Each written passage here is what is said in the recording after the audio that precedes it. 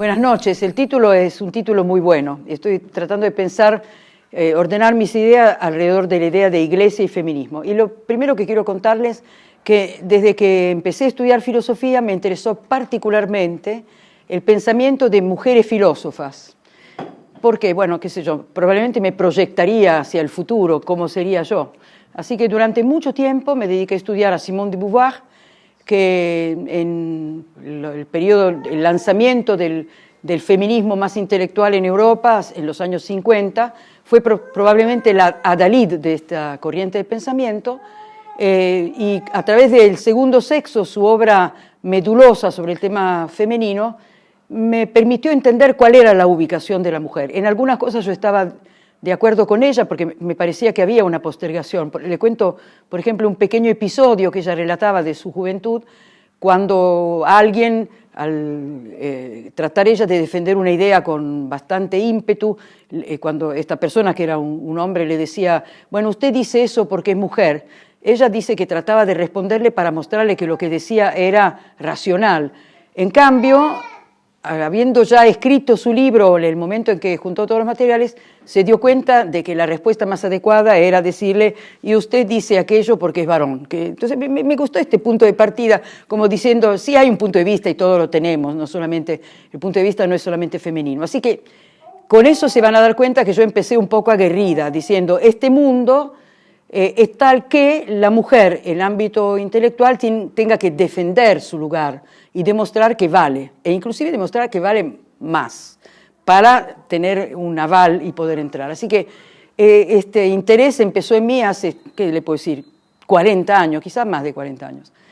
Durante mucho tiempo leía con intensidad y finalmente, en 1995, tuvo lugar la Cuarta Conferencia Internacional de la Mujer en el ámbito de la ONU, que se llevó a cabo en Beijing. Y en ese periodo, durante varios meses, junto con otras personas, trabajamos sobre el documento previo al encuentro, que era un documento de 120 páginas, donde aparecía entre corchetes la palabra gender, que no estaba habilitada, porque no había coincidencia en la definición. Entonces, si los países firmantes no coinciden en cómo se define un término nuevo, entonces no se puede poner en el trabajo. Resulta que en 3 páginas, antes me acordaba cuál era, pongamos que era 102, 107, ahora no me acuerdo, estoy tirando fruta, como se dice, pero había en 3 páginas el término estaba fuera de corchetes.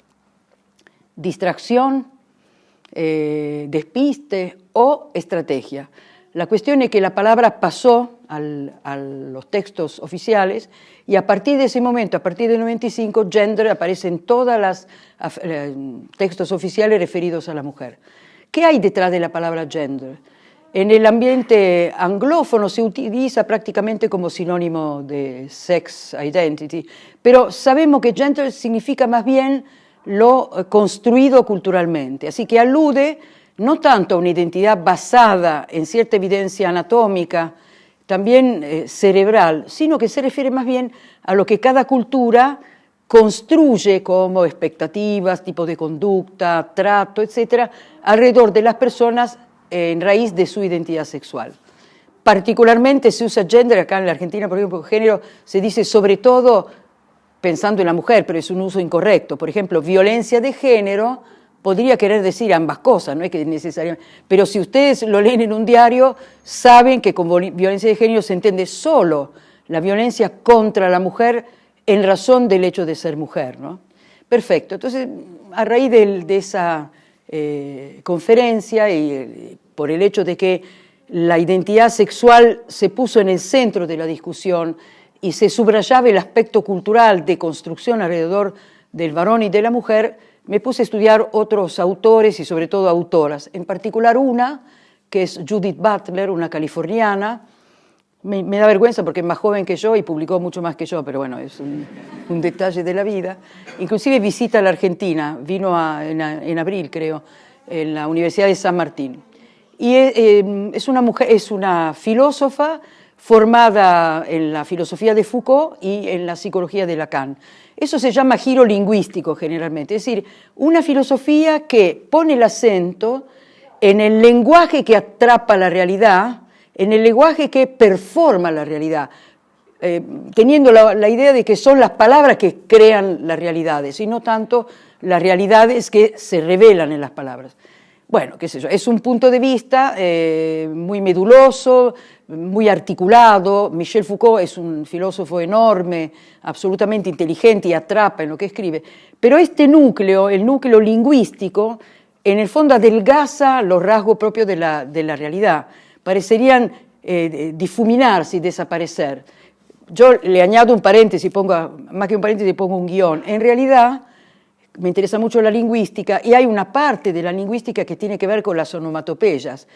Muchas palabras son onomatopeicas, lo cual indicaría que el lenguaje también refleja aspectos de la realidad, no impone. Entonces, si uno dice cloc, cloc para hablar del caballo, porque imita el ruido de los pasos, y eso hacemos con los chiquitos, por ejemplo, indicaría que el lenguaje también refleja, no solamente performa.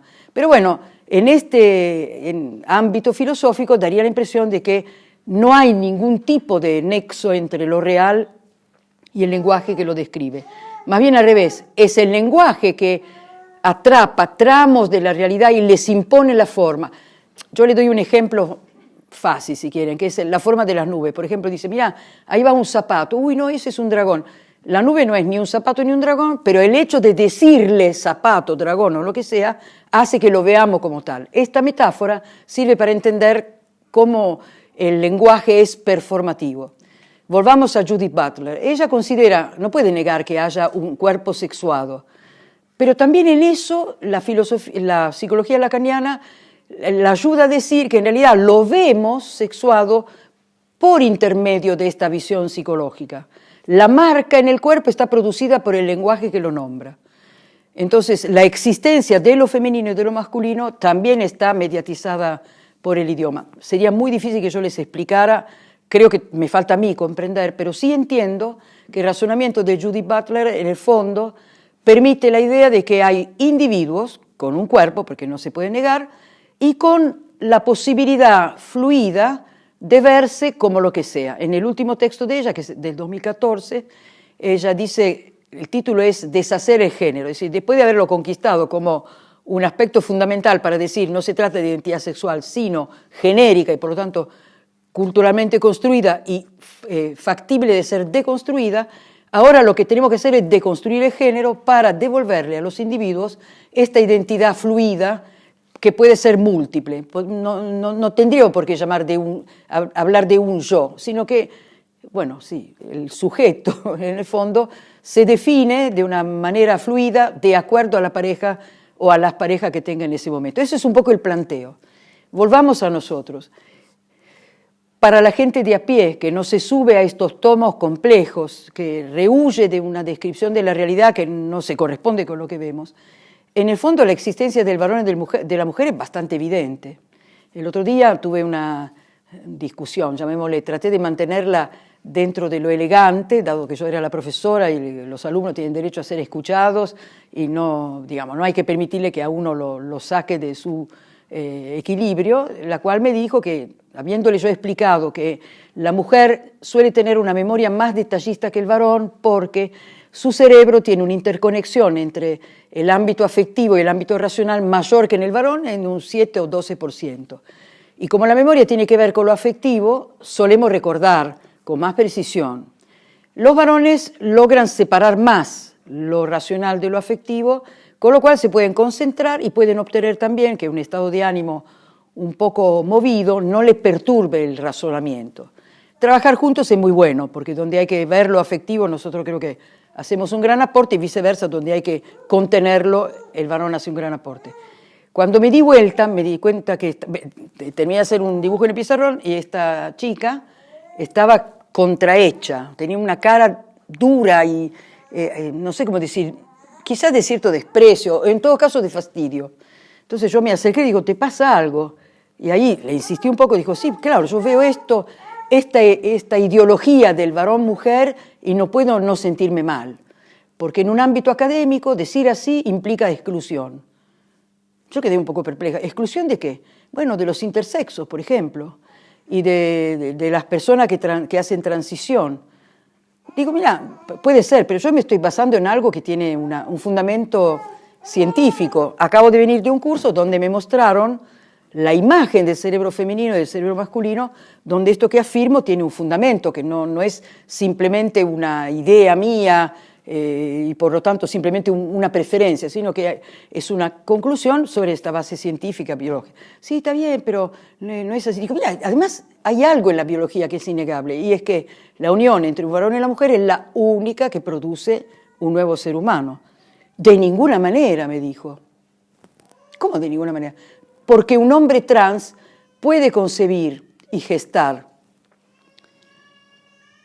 A ver, no me quería enojar. En fin, soy un poquito colérica, aunque la edad me ayudó a manejar bastante mi temperamento. Entonces le pregunté, digo, ¿pero con qué gesta? ¿Con su útero? Claro, con el útero. Bueno, perfecto. Entonces, el útero es un aparato genital femenino. Está bien, pero no dice que es una mujer. Entonces quiero que sepamos que es posible en este planteamiento que tiene mucho que ver con lo performativo de las palabras, que la palabra varón no implica una genitalidad masculina y la palabra mujer tampoco. Daría la impresión que es posible separar el término que define del soporte, en este caso biológico, visible, constatable, con delicadeza, digamos, entiéndame bien, de su feminidad y masculinidad. Es un ámbito complejo, ¿no? Y yo les cuento, porque no sé qué piensan ustedes y no quiero herir la sensibilidad de nadie, que desde el viernes estoy pensando cuál es el discurso con el cual yo sigo afirmando esto que afirmé, porque es aquello en lo que creo y además está respaldado por textos científicos, ¿no? Para poder seguir afirmando eso y al mismo tiempo tener en cuenta lo que esta chica me dice, ella y otra persona que la apoyó, y en este mismo mundo tener yo una actitud que sea respetuosa de quienes piensan distinto, pero al mismo tiempo afirmativa respecto de cómo es la realidad, para que el mundo tenga un orden. Porque si nosotros diéramos, digamos, si en el mundo desapareciera toda posibilidad de conexión con la realidad, ganaría el más prepotente o la más prepotente. No habría ningún respaldo, ningún sostén para una persona que pensara distinto, porque la realidad no estaría en ningún lado, si solo se tratara del lenguaje. El lenguaje se gana uno al otro con, no sé, con la mayor, no sé cómo decirte, mayor intensidad. El que grita más tiene razón.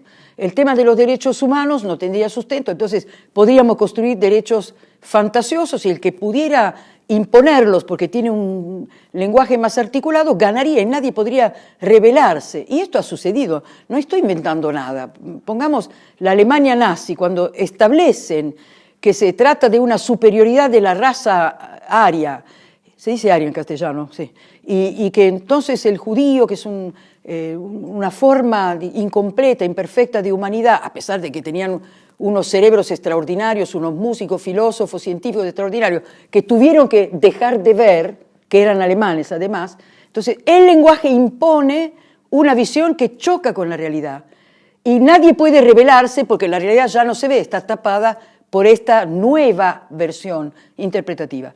¿Qué le quiero decir? Que frente a un embate tan sistemático, tan articulado, si no hubiese una refrescante realidad en la cual uno se apoya, no sé cómo decirte, las personas que siguen viendo varones y mujeres y que saben que lo fecundo sale de ahí, no tendrían respaldo alguno. Si solo fueran palabras, el que grita más fuerte ganaría. Lo ven, ¿no? Entonces yo no quiero imponerme a ella, pero también quiero darle fundamento a lo que digo para todas las personas que no deben someterse a una embestida de tipo interpretativo que gana porque está en todos lados, porque aparece en los diarios, aparece en la televisión, en los temas de las películas, en las canciones, es decir, en todos lados. Realmente quiero desenojarme. Entonces, varón y mujer existen, no habría humanidad si no existieran. Y además, la verdad que estamos acompañados con nuestros, no sé cómo decir, compañeros de ruta, que son los animales. Todos los animales que tienen un grado de organización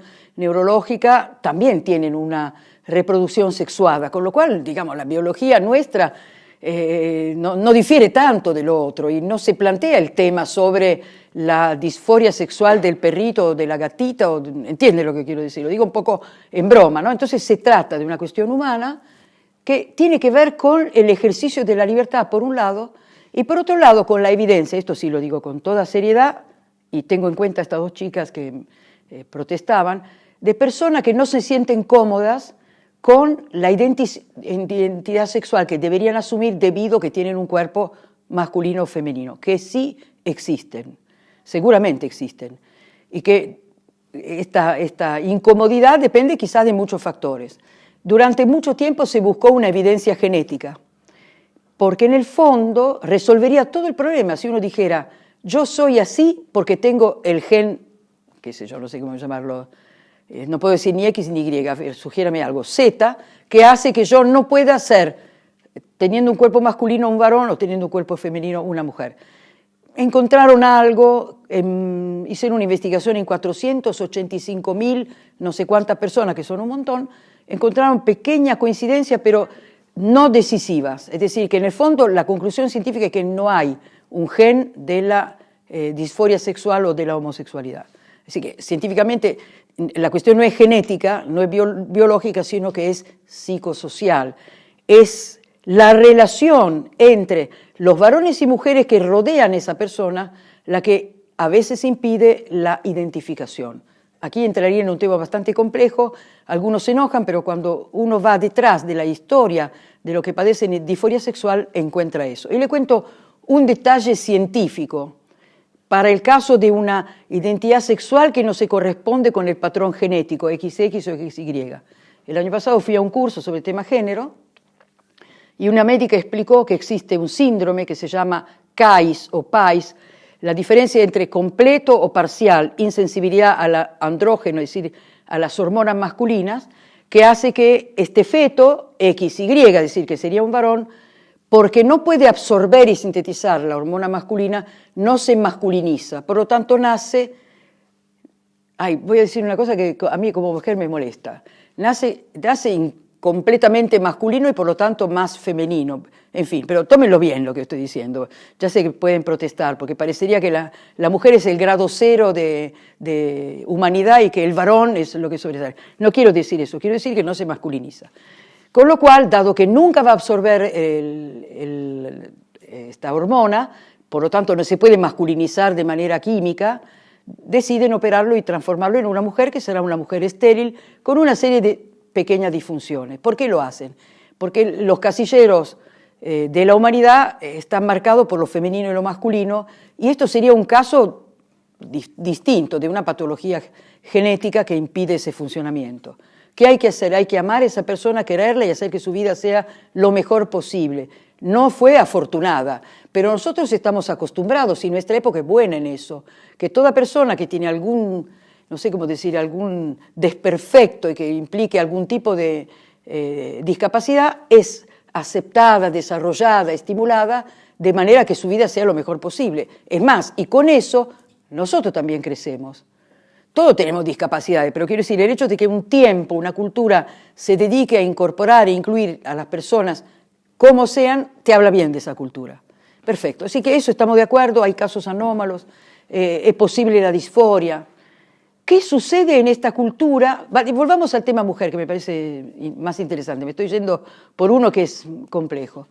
Si prima la cuestión interpretativa, lingüística, desaparece algo llamado mujer, tiende a desaparecer.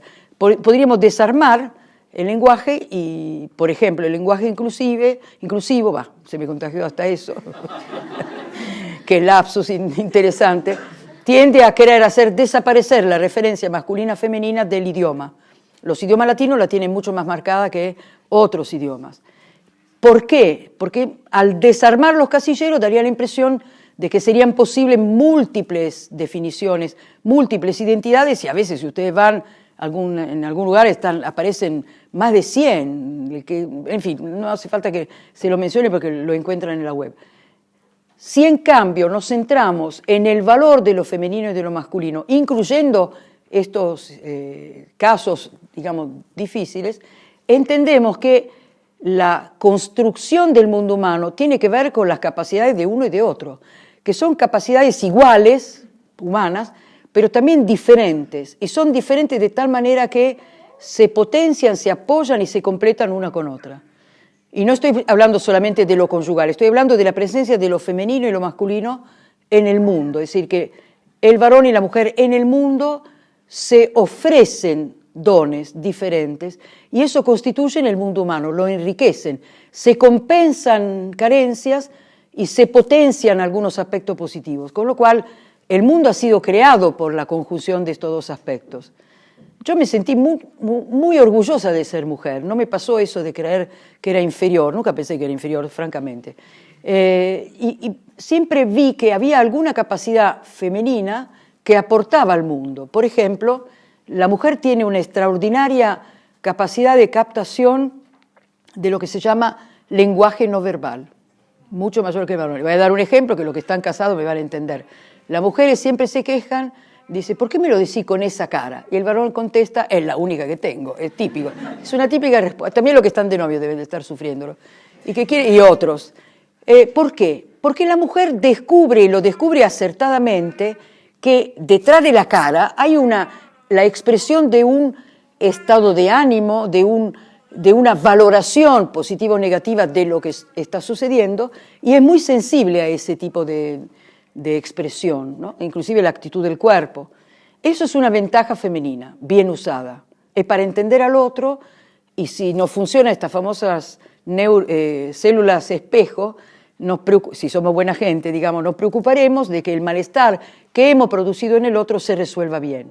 Si no nos importa, desoiremos esta estructura que es una especie de protoética y al revés, utilizaremos nuestra capacidad para aumentar el malestar de las otras personas. En el varón, la menor presencia de esta capacidad puede significar una ventaja en determinados casos, por ejemplo, menor vulnerabilidad, porque si yo veo algo negativo en la cara del otro, yo, mujer, me siento, digamos, menos segura. El que no lo ve con tanta claridad navega. Le voy a dar un ejemplo de vida. Entonces, resulta que yo soy italiana, tengo 9 hijos, y mis hijos cuando cumplen más o menos entre 18 y 20 años hacen un viaje a Italia a casa de mis padres. Bueno, papá ahora no está más, por lo menos no está más en esta tierra.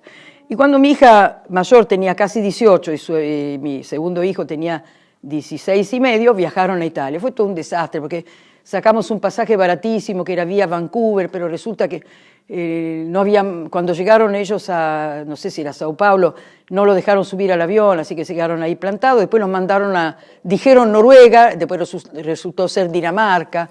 Me llamaron, estamos en Copenhague. ¿Qué hace? Bueno, no sé, complicadísimo. Finalmente llegan a Roma, etc. Cuando vuelven, le pregunto a Marina, ¿qué tal? ¿Cómo? Todo bien, todo bien. Solamente que el abuelo no sabe cómo lo maltrató a Pablo. Pésimo, pero lo trataba tan mal que hasta yo me sentía... Mi padre era bastante duro, educación militar, qué sé yo.